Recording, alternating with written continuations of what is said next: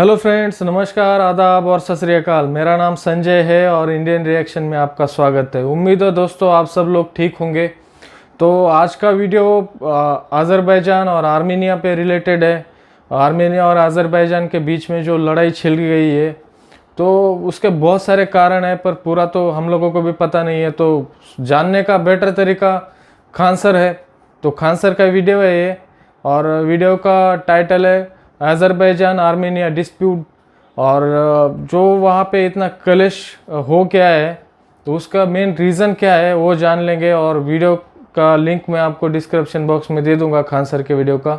और अब तक आपने मेरे चैनल को सब्सक्राइब नहीं किया है तो प्लीज़ चैनल को सब्सक्राइब कर लीजिए और वीडियो को लाइक करें, और साथ में बेल आइकन का बटन है उसको भी प्रेस कर लीजिए।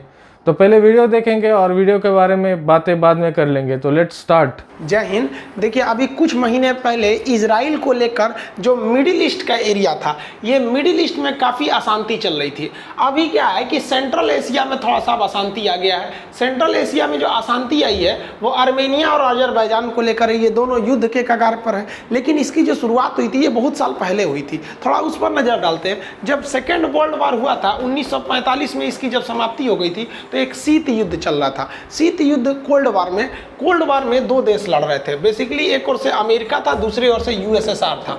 ये थे, इसे पहली दुनिया कहा गया जो इसके साथ थे, और ये पहली दुनिया कहलाया। जो रूस के साथ थे वो दूसरी दुनिया कहलाया। जो इन दोनों में से किसी के साथ नहीं थे उसे तीसरी दुनिया या दक्षिणी देश या विकासशील देश कहते हैं, जिन्होंने नॉन एलाइजिंग मूवमेंट, हम किसी के गुट में नहीं रहेंगे, गुट निरपेक्ष आंदोलन चलाया था जवाहरलाल नेहरू के नेतृत्व में।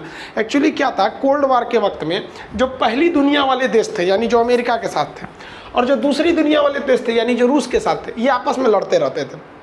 अमेरिका चाहता था इसके दोस्तों को बर्बाद कर दे और रूस चाहता था इसके दोस्तों को बर्बाद कर दे। इसी चक्कर में करोड़ों लोगों की जान गई, बहुत सारे देश बर्बाद हो गए, सब समझ में गया। तो अब भारत होशियार तक आ कि हम किसी में नहीं जाएंगे। स्लाइटली वो भले रूस की ओर आ गया लेकिन वो किसी के फेवर में नहीं गया। तो तीसरी दुनिया में हम आते हैं। तो तीसरी दुनिया को हम दक्षिणी दुनिया या विकासशील देश, डेवलपिंग कंट्री भी कहते हैं। इसी सिलसिले में घिरा गया था बीच में जर्मनी। अब देखिए, ये जो रूस आप यहाँ देख रहे हैं, उस वक्त तक रूस यहाँ तक था, इतना बड़ा था रूस। ये तो रूस टूट के अलग हुआ है। उस समय रूस का नाम यूएसएसआर था, सोवियत संघ। तो ये जगह है जर्मनी।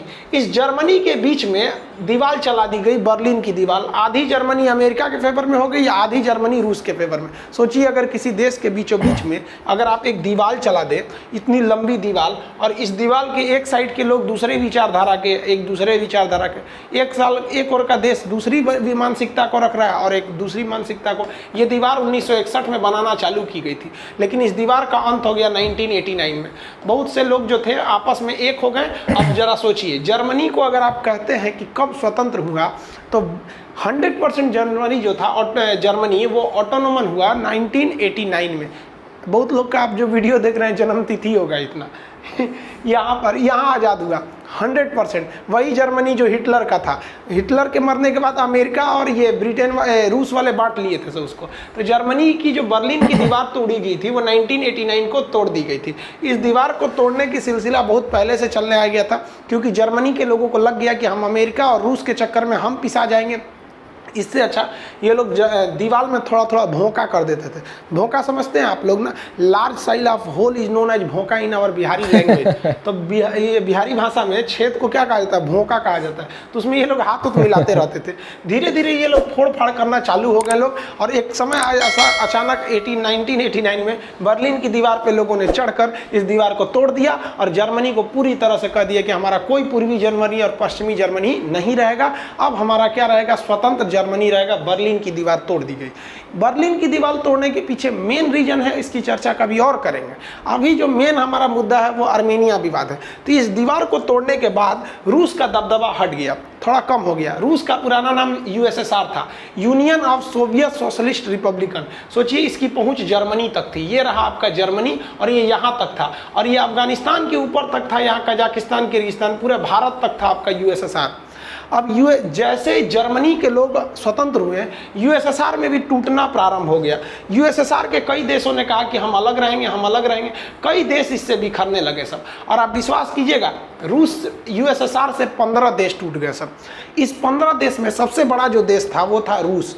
यूएसएसआर अभी देखिएगा तो ये इतना बच गया है, ये रूस है। अभी भी यूएसएसआर का यानी सोवियत संघ का 75% भाग जो है वो किसके पास है? रूस के पास है। लेकिन 15 देश टूटे सब। 15 में कौन कौन थे? एक हो गया रूस, Kazakhstan, Kyrgyzstan, Tajikistan, Turkmenistan, Uzbekistan, Georgia, Armenia, Azerbaijan, Moldova, Belarus, Ukraine, Estonia, Latvia, Lithuania. यही 15 देश हैं, आप गिन लीजिएगा। हालांकि नक्शा का क्लास तो स्टार्ट हो गया है, उसमें आपको पूरी दुनिया के देश याद करा देंगे। फिर आपको ये नहीं पूछना पड़ेगा कितने देश टूटे। अगर आपसे कोई पूछे कितने देश टूटे तो ये मत बोलिएगा कि 15 देश, बोलिएगा हम बोलते हैं गिन ले। जो नक्शा वाले स्टूडेंट है क्लास के, आज से स्टार्ट हो गया था, फर्स्ट क्लास था उसका। तो ये 15 देश इसमें से टूट गए थे सब। इन 15 देश टूटने के बावजूद यहाँ एक नीचे छोटा सा देश था जिसका नाम था चेचन्या। अभी भी वो टूटा नहीं है। चेचन्या कह रहा था कि भाई हम इतना जब टूट गए ऐसा तो हम भी टूटेंगे यहाँ से, चेचन्या हम तुम्हारे बीच में नहीं रहेंगे।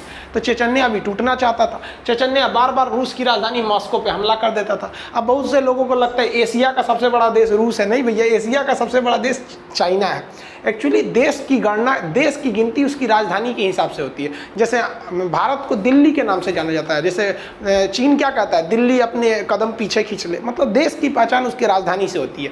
तो आप किस महाद्वीप में गिने जाएंगे ये डिपेंड करता है कि आपकी राजधानी किस महाद्वीप में है। तो रूस का 75% भाग एशिया में है, लेकिन उसकी राजधानी मॉस्को जो है वो रूस में, यूरोप में चली जाती है। इसलिए रूस को यूरोपियन कंट्री गिना जाता है। इस हिसाब से चाइना एशिया का सबसे बड़ा कंट्री हो जाता है। तो ये यहाँ पे बार बार हमला करते रहते थे। तो इसी में एक केजीबी का आदमी था, जो केजीबी वहाँ की जासूसी एजेंसी है, उसने कहा कि रुको तुम्हारे हम व्यवस्था कर देते हैं चेचन्या के लोगों को। अब इसने क्या किया, केजीबी का जो एजेंट था उसने चेचन्या के, ये जो चेचन्या है यहाँ के कुछ आतंकवादियों को कहा कि तुम आके मॉस्को में मार दो बम।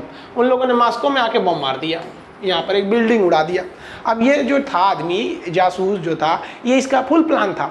इसके बाद ये मीडिया में आता है अचानक, राष्ट्रपति प्रधानमंत्री बाहर में गए, सलाहकार था ये, सुरक्षा सलाहकार आया और कहा कि हम चुन चुन कर बदला लेंगे। और सैनिकों के हेलमेट पर कैमरा लगाया और 20,000 से ज़्यादा सैनिक उतार दिया चेचन्या में। और चेचन्या में घर में घुस घुस के उन सैनिकों ने गोली मारा था, इससे कि रूस के लोग इस व्यक्ति को पसंद करने लगे। इसका नाम था व्लादिमीर पुतिन। और उसके बाद व्लादिमीर पुतिन हीरो बन के निकला और 2002 के बाद से ये गद्दी छोड़ने का नाम ही नहीं ले रहा है। 2022 में इनका पूरा हो रहा था 20 साल। एक्चुअली रूस में जब संविधान लागू हुआ था तो कहा गया था कि 10 साल से ज़्यादा कोई राष्ट्रपति नहीं रह सकता है और 10 साल से ज़्यादा कोई प्रधानमंत्री नहीं रह सकता है। तो 2002 में जब ये प्रधानमंत्री बने थे तो उस समय देश की सारी शक्तियां प्रधानमंत्री के पास थी, जैसे भारत के प्रधानमंत्री के पास शक्तियां राष्ट्रपति के पास नहीं है। तो 2002 से 2010 तक ये 2 कार्यकाल रहे। अब प्रधानमंत्री की शक्तियां तो खत्म, इनका तो कार्यकाल खत्म हो गया, तो ये राष्ट्रपति के चुनाव में चले गए और राष्ट्रपति बन के और सारी शक्तियां ट्रांसफर करा लिए कि जितनी भी शक्तियां, अब प्रधानमंत्री किसी काम का नहीं, राष्ट्रपति के पास सारी शक्ति रहेगी। देखो भाई साहब, कितना खतरनाक आदमी है व्लादिमीर पुतिन। यहाँ पे व्लादिमीर पुतिन की भी पत्नी से नहीं जमता है, जैसे नरेंद्र मोदी का नहीं है। अब ये पता नहीं क्या है, जिसका जिसका पत्नी से झगड़ा हुआ ससुरा महान आदमी बन जाता है। महात्मा बुद्ध ने भी पत्नी को छोड़ दिया, महान बन गए। महावीर स्वामी महान बन गए, नरेंद्र मोदी महान बन गए, पुतिन महान। अब पता नहीं, अब आप लोग क्या सोच रहे हैं, अब आप सोचिएगा। हम ही थोड़ी करेंगे आप पत्नी छोड़ दीजिए। अब ये क्या किया कि सारी शक्तियाँ किस में पास ला दी, राष्ट्रपति के पास ला दिया। तो अभी रूस के प्रेसिडेंट कौन है? Vladimir Putin. 2022 में इनका कार्यकाल खत्म हो रहा था, क्योंकि 10 साल तो भैया ये राष्ट्रपति प्रधानमंत्री रह चुके थे और 10 साल राष्ट्रपति भी रह गए थे। अब 22 में कार्यकाल खत्म हो रहा था, तो इनको एक बहुत बड़ा मौका मिल गया, कोरोना। क्योंकि कोरोना में कोई प्रदर्शन होगा नहीं, प्रदर्शन होगा तो भाई साहब एक बार चेचन्या में तो गोली मरवाई किए थे, प्रदर्शन कोई दिक्कत नहीं है। तो इन्होंने क्या किया, संविधान में संशोधन कर दिया कि ये एक विशेष परिस्थिति के तहत 2035 तक रहेंगे। तो ये भाई साहब 2035 तक रहने वाला है। इसका आप जवानी का फोटो देखिए, जब चेचन्या वाला विवाद था। तो ये चेचन्या, आपसे क्वेश्चन अक्सर पूछता है चेचन्या आतंकवादी संगठन कहाँ है, तो रूस का ये वाला भाग में है। लेकिन इसी चेचन्या के नीचे 3 और देश थे सब जो रूस से टूटने में कामयाब हो गए सब। अब ये जो देश था यहाँ, ये वाले देश ये रूस से अलग हो गए सब। यहाँ पर ये व्लादिमीर पुतिन साहब का जवानी का फोटो है, समझ में गया? देखिए यहाँ ध्यान से, ये जो 3 देश हैं, ये जो देश आते हैं ये दोनों ओर से सागर से घिरे हुए हैं। इस साइड में अगर देखेंगे तो उधर में काला सागर है और इस साइड में कैस्पियन सागर है। हालांकि कैस्पियन सागर सागर नाम है, वो है एक झील, वो सागर नहीं है, वो झील है, वहाँ पे नाम बस उसका क्या है, सागर है। तो ये यहाँ पर है। अब एक्चुअली ये इतना इम्पोर्टेंस क्यों रखता है, क्योंकि ये वाला जो एरिया है ये पहाड़ी एरिया है। इस पहाड़ को बोलते हैं काकेशस माउंटेन। अब काकेशस पर्वत पर स्थित 3 देश हैं, जॉर्जिया, आर्मेनिया, अजरबैजान। तीनों का नाम याद रखेंगे, जॉर्जिया, आर्मेनिया, अजरबैजान। नक्शा के क्लास में आपको पूरा बताएंगे। ये काकेशस माउंटेन की जो सबसे ऊंची चोटी है उसका नाम है माउंट एल्बुर्स। तो माउंट एल्बुर्स जो है वो यूरोप की सबसे ऊंची चोटी है, 5642 मीटर इसकी हाइट है, जो रूस में चली जाती है। अब यहाँ देखिए, ये जो पर्वत है, ये पर्वत का नाम है काकेशस पर्वत। इसकी हाइट अधिक होने के वजह से यहाँ पर सैनिक के दृष्टि से यहाँ फायदा होने वाला है। यहाँ कितने देश आते हैं भाई, 3, जॉर्जिया, आर्मेनिया, अजरबैजान। अगर आप नक्शा को इस हिसाब से देखिएगा तो ये देखिए रूस, ये निचला भाग हो गया चेचन्या। अब यहाँ पर है, ये देखिए, ये इधर वाला हो गया जॉर्जिया, ये बीच में हो गया आर्मेनिया, और ये वाला हो गया अजरबैजान। एक और हो गया काला सागर, एक हो गया कैस्पियन सागर, नीचे में आपका ईरान वगैरह है। अब यहीं पर विवाद चालू हो गया है जॉर्जिया और आर्मेनिया के बीच में। अब ऐसा विवाद क्या हो गया, इस नक्शा में देखिए, ये बड़ा वाला जो नक्शा देख रहे हैं जॉर्जिया, ये भी रूस से ही टूटा है, जॉर्जिया, आर्मेनिया, अजरबैजान, काकेशस। ये कहता है कि भाई हम यहाँ तक तो थे ही नहीं, हमारा पूरा एरिया यहाँ तक है। इसका कहना है कि मेरा पूरा एरिया यहाँ तक है। आप अगर ध्यान से देखेंगे तो ये पीला वाला एरिया अजरबैजान है और ये वाला भी एरिया अजरबैजान है। यानी एक देश है जो 2 टुकड़ों में है और दोनों में कोई कनेक्शन नहीं है। आप देख रहे हैं नक्शा में, अगर अच्छा से अगर आप देखिएगा तो अजरबैजान आपको 2 जगह दिख रहा होगा, एक ये भी अजरबैजान है और एक ये भी अजरबैजान है, ठीक है। अब अजरबैजान का क्या कहना है कि भैया हम लोग पहले एक ही में थे, हमारी बीच की जमीन को आर्मेनिया ने कब्जा कर लिया। ये किसका कहना है, अजरबैजान का कहना है। आर्मेनिया में मुस्लिम भी है और क्रिश्चियन भी है, लेकिन ज़्यादा यहाँ क्रिश्चियन है, और अजरबैजान में ज़्यादातर मुस्लिम है। यहाँ पे मुस्लिम और क्रिश्चियन दोनों है अजरबैजान। आपसे कई बार क्वेश्चन पूछा है, अजरबैजान की जो राजधानी है बाकू, वो किस लिए फेमस है, तो अजरबैजान की राजधानी बाकू पेट्रोलियम के लिए फेमस है। अभी कुछ दिन पहले, यानी कुछ दिन मतलब 8-10 साल पहले, अजरबैजान के वहाँ के राजा रानी का फोटो आया था, वो पेट्रोलियम में नहा रहे थे लोग। अजब वाले भाई, कोनो माचिस मार देगा, धधक जाएंगे लोग वहाँ पे। तो ये है अजरबैजान। अब इस अजरबैजान में विवाद समझिए, इसमें आपको एक ब्राउन कलर का एरिया दिख रहा होगा। ये ब्राउन कलर का एरिया जो है ये अजरबैजान की ज़मीन थी, आर्मेनिया की आर्मी ने कब्जा कर दिया, ये अजरबैजान का कहना है। लेकिन इसी ब्राउन कलर के बीच में आप ये केसरिया रंग का देख रहे होंगे, ये केसरिया को लेकर विवाद चल रहा है। इसको मेन, इसका जो नाम होता है उसे, उसका ये जो केसरिया वाला है, इसे कहते हैं नागोर्ना का एरिया है, जो नागोर्ना कोराबाख। ये नागोर्ना का जो एरिया है इसी को लेकर विवाद हो गया है। क्या विवाद है, तो नागोर्ना जो है ये कहता है कि हम अलग रहेंगे, स्वतंत्र रहेंगे, ना हम आर्मेनिया में रहेंगे ना अजरबैजान में रहेंगे। सेम कश्मीर वाला मुद्दा, ना पाकिस्तान में जाएंगे ना भारत में जाएंगे, हम स्वतंत्र रहेंगे। इनका भी हाल वही होने वाला है। तो ये जो नागोर्ना वाला एरिया है इस पर अजरबैजान कहता है कि हमारा है, आर्मेनिया कहता है हमारा है, और ये कहता है कि हम स्वतंत्र रहेंगे। अब इसी में जो नया क्लेश हुआ है, इसमें दोनों के बीच में हमेशा 1990 में, ये 1991 में सोवियत संघ टूटा था 15 देश में, यूएसएसआर 15 देशों में टूटा था। अब उसी वक्त से इन दोनों देशों में, आर्मेनिया और अजरबैजान में, इस एरिया को लेकर हमेशा लड़ाइयाँ चलती रहती हैं। जैसे कश्मीर में हमेशा गोलियाँ चलती रहती हैं, वैसे यहाँ भी गोलियाँ चलती रहती हैं। अब तक 30,000 लोग यहाँ मारे जा चुके हैं जो निर्दोष थे, इधर की गोली में या इधर की गोली में। अभी हालिया घटना में क्या हुआ है कि आर्मेनिया के हेलीकॉप्टर को, अजरबैजान के हेलीकॉप्टर को मार के गिरा दिया आर्मेनिया वालों ने। आर्मेनिया की आर्मी ने कहा कि हम इसके हेलीकॉप्टर को मार के गिरा दिए, ये कह रहा है कि अभी नहीं गिराए हैं। ऐसा मामला चल रहा है। अब बात करते हैं कि इन दोनों में अगर युद्ध हुआ तो जीतेगा कौन। तो देखिए, पावरफुल के मामले में देखेंगे तो आर्मी जो है आर्मेनिया की पावरफुल है, और वर्ल्ड लीडर भी ज़्यादातर आर्मेनिया के साथ में है। सब ज़्यादातर अगर वर्ल्ड लीडर को देखेंगे तो ये जो आर्मेनिया, ये है ना, आर्मेनिया अजरबैजान 2 देश हैं यहाँ पर वर्ल्ड में। तो जो इस्लामिक कंट्री हैं सब, तो जिस इस्लामिक कंट्री का जो संगठन है, ऑर्गेनाइजेशन ऑफ इस्लामिक कंट्रीज, ये लोग अजरबैजान के साथ है। और तुर्की भाई साहब वो भी अजरबैजान के साथ खुल के है। पाकिस्तान तो अजरबैजान के साथ इतना खुल कर है कि कहता है कि आर्मेनिया कोई देश नहीं है। इन ससुरों का एक अलग ही लेवल है। अरे भैया, पूरी दुनिया देख रही है, तुम कहते हो कि एक ये नहीं है, देश नहीं है, हद है भैया। तो आर्मेनिया वाले भी लोल हैं सब। उन सबों की बोलना चाहिए कि भाई बलूचिस्तान तो पाकिस्तान का ये नहीं है। जब दूसरे को खखोरिएगा ना तब उसको समझ में आता है। तो उसको भी कह देना चाहिए बलूचिस्तान पाकिस्तान में नहीं है। तो ये तो उसको अस्तित्व ही नहीं मानते हैं। खैर इनके मानने ना मानने से क्या मतलब बनता है, ये लोग तो इजराइल को भी कहते हैं, कोई देश नहीं है इजराइल यहाँ पर। और हम शुक्र मनाओ भाई पाकिस्तान कि हमारे देश में एक ऐसे भी प्रधानमंत्री रहे हैं मोरारजी देसाई, जिनको हम क्या बोले, प्रधानमंत्री के पद की गरिमा, लेकिन कुछ नहीं बोले। जिस प्रधानमंत्री ने हमारे 200 जासूस जो रॉ के एजेंट थे उनको पाकिस्तान में कटवा दिया एकदम, इसी प्रधानमंत्री की गलती से। अगर वो प्रधानमंत्री इजराइल का बात मान देता ना, पाकिस्तान गायब हो गया रहता उस समय पर। तो ये लोग जो है आर्मेनी अजरबैजान के फेवर में, समझा गया। बाकी अमेरिका, रूस, ये लोग आर्मेनिया के साथ में। रूस तो आर्मेनिया को हथियार भी बेचने को तैयार है, और भारत भी आर्मेनिया के साथ है, और अजरबैजान भारत के साथ नहीं है। हमको दुनिया से क्या मतलब, हमको अपने से मतलब है, इंडिया से।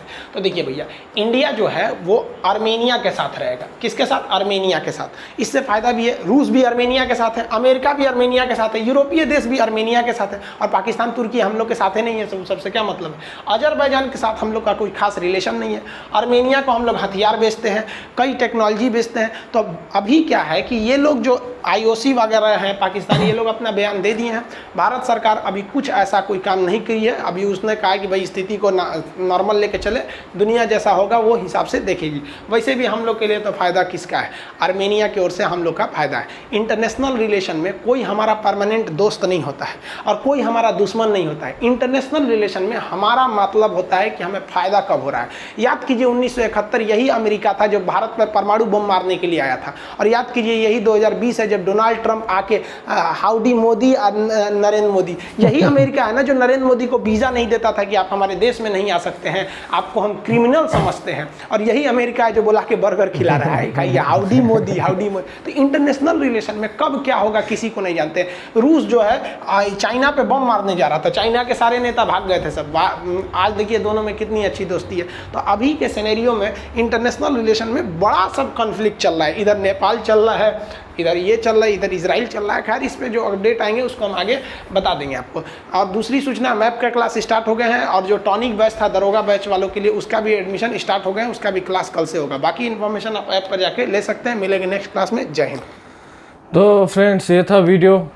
खान सर की बात करें तो मुझे नहीं लगता कि उनसे बेटर किसी भी टॉपिक को कोई समझा सकता है और पढ़ा सकता है। बहुत ही आसान लैंग्वेज में सबको समझ आए।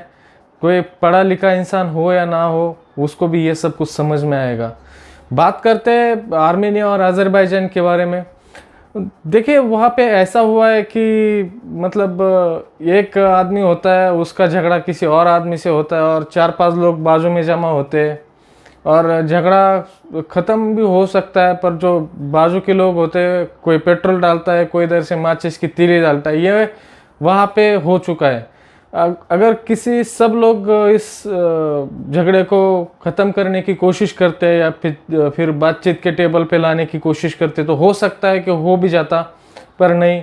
यहाँ पे पाकिस्तान और जो मुस्लिम कंट्रीज़ है, उन्होंने अज़रबैजान को इतना चढ़ाया कि भाई अब वो तो लोग चने के झाड़ पे जाके बैठ चुके, और उनको इतनी सारी मदद आ रही है मिडल ईस्ट से। ISIS के जो आतंकवादी है उनको भी भेजा जा रहा है वहाँ पे आर्मेनिया के ख़िलाफ़ लड़ने के लिए। तुर्की हथियार दे रहा है, और बोलते जैसे रशिया ने किया था पिछले 1-2 साल पहले कि आर्मी के जवान होंगे, पर वो मतलब का ऐसा बोलेंगे नहीं कि वो रशियन आर्मी। वैसे तुर्की कर सकता है यहाँ पे कि अपने जवान उतार दे और बोलेंगे कि लोकल लोग हैं वही के, और वो अपने आर्मी का साथ दे रहे, ऐसा भी हो सकता है।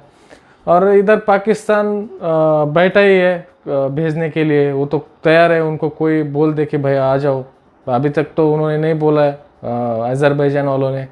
और अभी यहाँ पे पूरा जो खेल चल रहा है वो तुर्की की तरफ से चल रहा है, क्योंकि जो तुर्की के राष्ट्रपति है उनको पाकिस्तान के बम पे बैठ के खलीफा बनना है पूरे मुस्लिम वर्ल्ड का। तो फ्रेंड्स ये था वीडियो, बहुत मज़ेदार वीडियो था, मुझे तो बहुत अच्छा लगा।